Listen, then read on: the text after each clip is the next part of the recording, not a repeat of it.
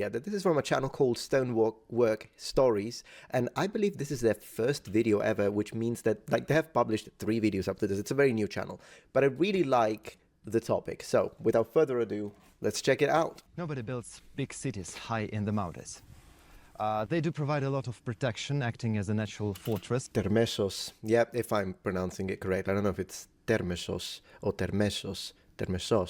I haven't got a clue. Anyways, yes, that's the town I was thinking about. I won't give you context right now because I imagine he will. If he doesn't, then I will. But you have to climb up and down all the time. So castles do exist in the mountains, small villages, but no one really builds anything large up here. Except for one people of Solims who apparently value defense higher than anything else. Yeah, so the Somni people that he's mentioning are an ancient people of Asia Minor, for context, and basically we are in Turkey, let's put it this way. I'll give you a few period references in a moment, but this people is actually mentioning ancient Greek literature as well, specifically in the Iliad, if I'm not wrong, hence Homer. Was already a prominent city here in the times of Alexander the Great. Yeah, they got incorporated. Later, they were integrated into the Roman Empire, and those were really prosperous times. The population of the city might have been more than 10,000 people. 10,000 people in classical antiquity is insane. Now, since he says later, to give you specific context, it's at the end of the 2nd century that they go under imperial Roman rule. But they still continue to live up here in the mountains rather than down in the valley. I'm going to read that. This road is a bit challenging even nowadays. The last part is inaccessible for cars. You need to walk. Well, I do need to walk. I need to lose a little bit of that pasta belly. Till a catastrophic earthquake that brought the city to an end. I'm approaching the city of Termessos in a way that I'm actually supposed to, through an... Oh, that's amazing. He actually went there, and I appreciate that, man. Max respect. Let me give you... So he's approaching the city. Wonderful. I want to give you a little extra context, though. Let me open a tab. And let me do Turkey map. Okay, so for context, this is Turkey. The northern part that touches the Black Sea in period would have been called Pontus.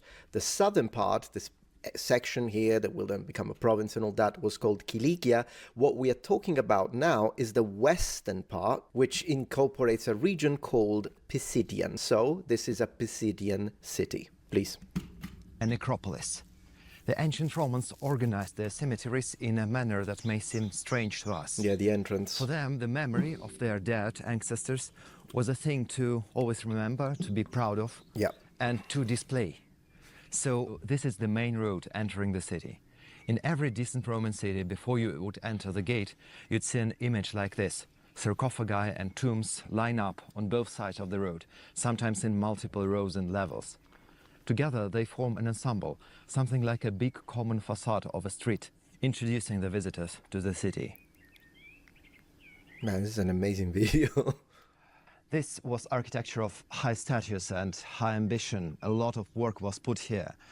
Look, this whole sarcophagus is built out of a single monolithic stone block.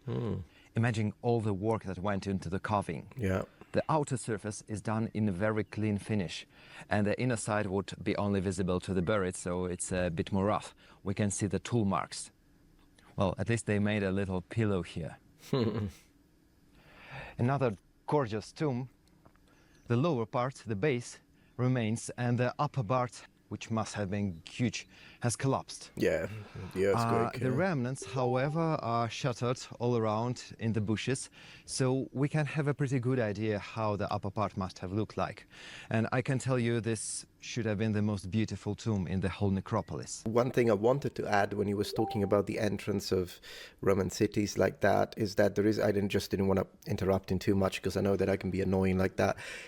That would be something that even would happen if you entered a Roman villa or a Roman private property. So you enter a Roman house, particularly if they are people of status, then you will be greeted by symbols, statues, and even masks representing their ancestors. So the Romans had a very strong connection with their ancestors, which kind of went beyond religion. It wasn't just religious, it was, but it was also cultural, social, and it bled into the political sphere as well.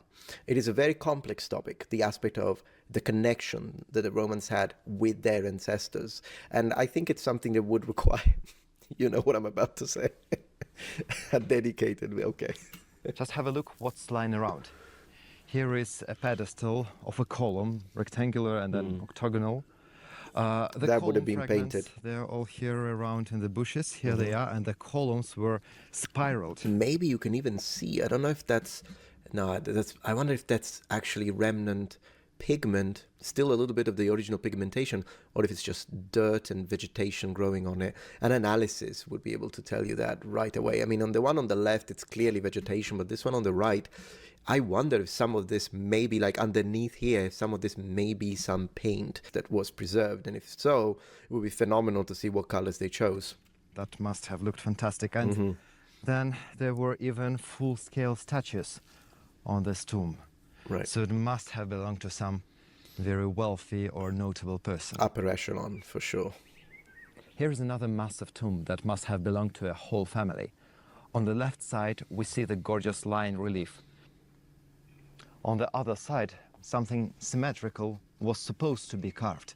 We can see that the sculptor just started working here. Probably he intended to make another lion relief. We'll never know what happened here, what stopped this relief from being finished. Right. Maybe the family ran out of money, or probably it was this very catastrophic earthquake that happened at this moment. But for the last 2,000 years, this part of the tomb remains unfinished. Now let's enter the city gates. I'm friendly, so I go in with no trouble, but any ancient aggressor would face impenetrable defenses here. So on one side of the road we have the mountain canyon. Right.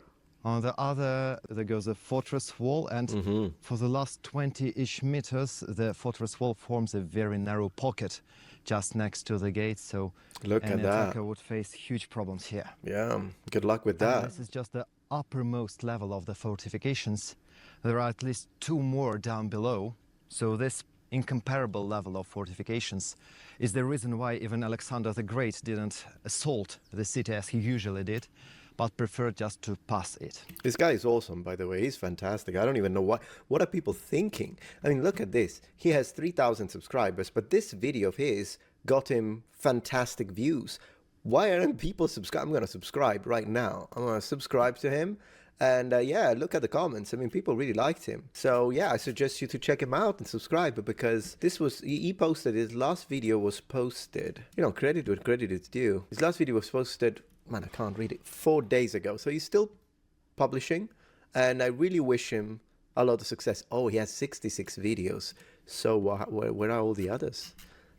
Maybe he changed topic. Oh, a lot of them are shorts. I would suggest you to give up on the shorts, mate, literally, because they don't help you.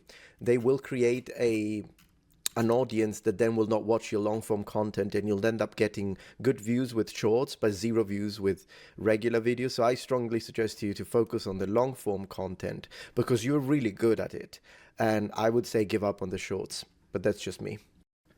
Now we've gone up to the very heart of the city. The mountains here provide still a lot of protection, but they don't really give you much flat space to live on. So the inhabitants had to build it for themselves. So this huge massive wall goes across the canyon, and behind it there is an artificial terrace. So the inhabitants have constructed it to situate the main square of the city on it. The whole structure is pretty sophisticated. There are even drainage tunnels inside it to provide some passage for the mountain water. Man, that's smart. Look at that. Ancient people are incredible. So this is where the main colonnaded street used to be, a kind of city space typical of the Roman Empire. This is how it would have looked, with rows of columns lining the central road and shops along the street. Now everything has collapsed because of the earthquake, but you can still notice the straight axis of the street.